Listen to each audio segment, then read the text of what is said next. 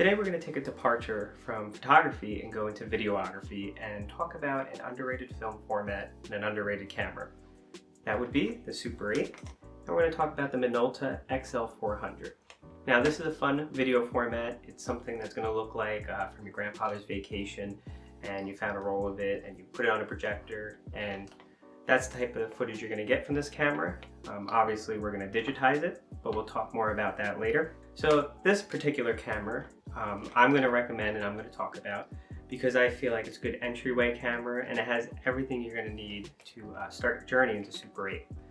So the Minolta XL-400 was produced in 1974 all the way up into 1978, which was a short run period. It had a bright 1.8 aperture, and the only thing is that it is a manual focus camera. So you have to manually focus the lens as you create your video.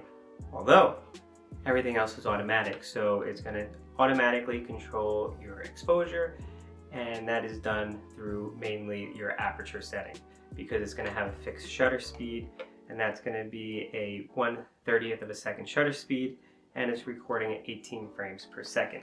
So once you put the film in, it's going to read the speed of your film, and then it's going to determine automatically what the aperture should be. The footage I'm going to show you later on in this video is all coming from Kodak Vision 3 50D, and that's the only speed film I use, but I found the 50D, it works really well in sunny conditions as well as cloudy conditions, and I got it to work well indoors, but it does struggle a little bit with soft lighting indoors, but I do still get it to work. This lens can be zoomed from 8.5mm to 34mm, which I think is more than enough when you're shooting video. Zoom can actually be done automatically, so the way you would shoot this camera, I think it would be smart if I attach the handle to the camera. So the camera comes with a handle, obviously. This is the handle right here. So you're going to hold the camera and there's a red button on the front.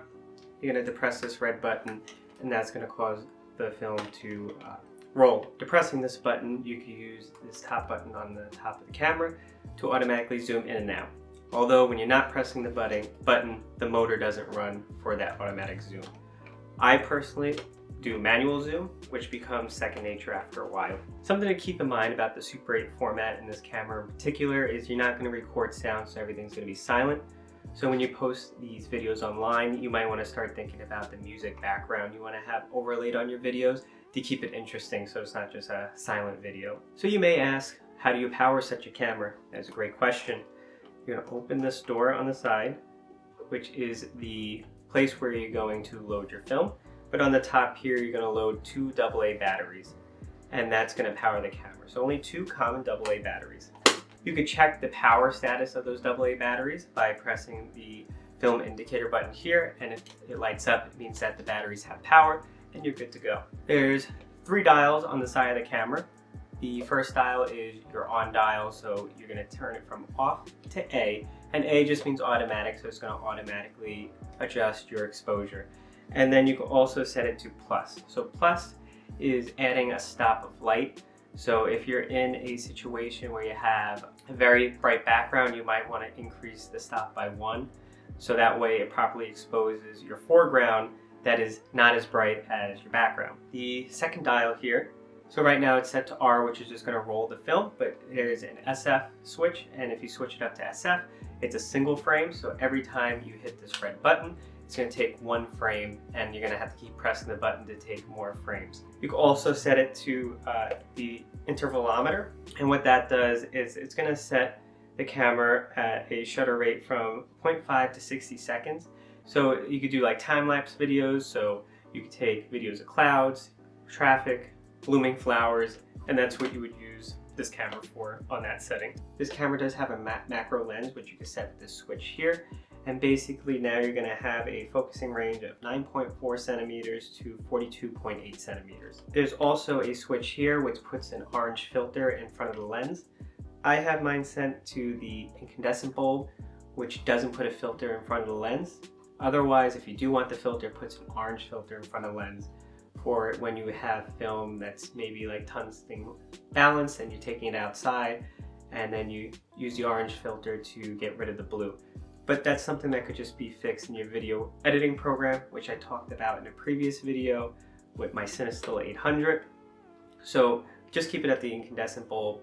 Don't worry about it, and if you need to, you could fix the color within your video editor. If you wanted to go with the manual mode, you would take the style, move it from the auto, and then anywhere in the M range, it's going to take the needle and move it to any aperture in the window. So when this camera is recording in auto, it's actually going to tell you the aperture it's using in this window. So as you move the camera from dark to light, the needle is going to move in the window and it's going to tell you the aperture it's choosing. So that's something to look at if you're thinking about how critical focus is. You could look in this window and see the aperture it's choosing. If I was to take the handle of this camera, it does have a tripod mount. It does have a place for an external shutter, and it does have something on the top for a flash. So those are some attachments you could use on this camera. Let's talk about ease of use. So this camera is pretty light for what it is. It does have a little weight to it, but I took it to Acadia National Park and hiked up a mountain with it, and I felt like it was fine. It feels good to hold, the handle works well, the butt feels good. One thing to know about this camera is focus is very important.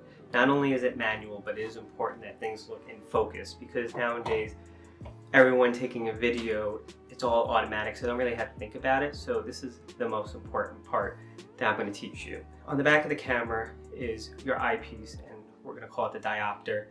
And that has to be set correctly. And the way to do this is you're going to take the camera, you're going to zoom it all the way in, and you're going to look at something in the distance. Almost like as close to infinity as you can get. So that's going to be maybe a cloud in the sky, or a building far off in the distance, or even a mountain. Then you want to focus the lens to infinity, because now you're looking at infinity. Now the only thing left is you got to set the diopter. That you're going to focus depending how you shoot film. So if you're shooting with glasses on, or you're shooting without glasses, that is the same way you have to set the diopter. So you focus the diopter, which is just a piece on the top, until what you see is in focus. So now that diopter is in focus at infinity, that is also the focus set on the lens. So now your diopter matches your lens. Now when taking video, the best way to focus is whatever you're looking at, you zoom all the way in. Doesn't matter the distance, you zoom all the way in, and you take an edge of whatever you're looking at, and in the lens is a split, and it's going to split the image in two, and then you want to focus the lens until it's one image. And you can just take like a corner of an arm or a face and just make sure it aligns up. And then at that point it's in focus. Then you want to take the lens and zoom it out to where you want your zoom to be for whatever video you're taking. And then that's how you get the perfect focus. Otherwise, if your subject is at infinity, you could just set the lens focus to infinity and you're good to go. So that's the most important thing, is knowing how to focus your camera. Some of the features of this camera that are pretty interesting is that it has like this black arm that comes into the view through your viewfinder that won't show up on your film, but you'll see it in your viewfinder. This arm that comes out is going to notify you if the camera thinks what you're going to take a video of is going to be over or underexposed. This arm comes out with the intensity of how much it thinks it's going to be over or underexposed. So I have taken good videos where the arm just slightly comes up, and you'll see that in the example footage where I take some indoor shots, and the arm is slightly up, but it's no problem once I edit it and get into my video editor. Another thing is in the bottom right corner of your eyepiece, there's a notch, and as you're recording video, it's going to flicker, and that's basically showing you that the film is rotating inside the camera. So if the film got stuck, or if you're at the end of your film, you will no longer see that flickering light in the bottom right corner. So make sure you check that if you're not sure how much film you have left, or if you're not sure if your film is actually rolling. Talking about how much film you have left, on the side here, there's increments, and there's like a red plastic piece that moves across this meter here, and it's going to tell you in quarters how much film you've used. The only thing you have to know is that once you take the film out, it's going to reset that counter. So you might ask, like, why would you even take the film out? And it could be up to your environment. So like a wedding videographer might take a low speed film and take that for outdoor shots, and then take a high speed film and do that for indoor shots that are a little darker. So he's going to switch between the high and low speed film, and once he takes it out and puts a new one in, that meter is going to reset. Counteract that, you write what the meter said before taking the film out and keep track manually on the outside of the film cartridge. And what's good about the cartridges is that when you take them out, you're only exposing the small amount of film that is on the cartridge. So it is safe to take the film inside and out, but you are destroying maybe a couple frames of the film. So as you're rolling, just keep that in mind. Before diving into the example footage, I want to talk about cost and how much it costs to actually film in Super 8. So for example, I use Kodak Vision 3 50D and I buy that from B&H, and that costs me $40. Now depending on the company you use to develop and scan your film and the package you pick, this price may vary, but I use negative land and I got 2K quality video and I had it sent to my email. That cost me $84.99. So overall, I spent about $125 for 3.5 minutes of footage. And you may ask, that's a lot of money for 3.5 minutes. But if you think about it, if you were to post this to a TikTok or a Reel, you're only really using 30 seconds to a minute of footage. At max, you would have about 7 separate TikTok/Reels from this one cartridge of Super 8. Which is a good amount of content if that's what you're planning to do. But also if you're not using it for social media and using it for like weddings, as if you're a videographer, just keep that pricing in mind when you price your packages. So now let's take a look at some example photos. So this is a video I took of Long Island. It was a spring day and it was a little cloudy out, but you can see that the 50D film handles very well in cloudy weather, and I had no problem with the exposure, and nor did it even give me the indicator that it was underexposed. Now, this video was taken in Acadia National Park. This was at the tail end of summer. It was very sunny out, didn't give me any overexposed notification, and it handled very well. The only thing I noticed is that you do get like a solar flare from the lens. I'm guessing that's coming from the lens coating rather than the film. Well, also this is a example footage of the camera in like an indoor setting. You could tell it's a little darker. It did give me the underexposed, like slightly the arm came up, but it did handle it well, and you can shoot indoors with this, but you might want to think about going up to the next speed, like an 800 speed film, to accomplish indoor videos. But if you have 50D and you're walking around, you can go indoors with it. I want to talk about how important focus is again. So basically, if you're in a dark environment, you're going to have a very wide aperture. It's going to be open. And now with a wide aperture, your focal plane is a lot smaller. So it's very important that you set the focus right, because if the subject goes in or out of that focal plane, your video is now going to be blurry. But it's something you don't have to worry about if you're in bright settings, because the aperture is actually very small.